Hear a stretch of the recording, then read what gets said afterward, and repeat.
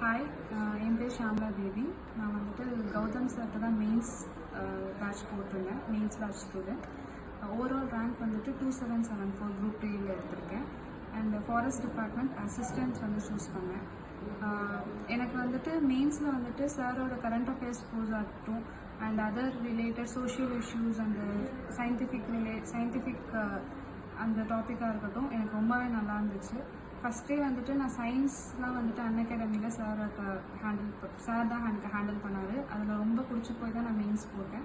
ஆனால் நான் நினச்சதை விட எனக்கு நல்லாவே ட்ரெயின் பண்ணார்.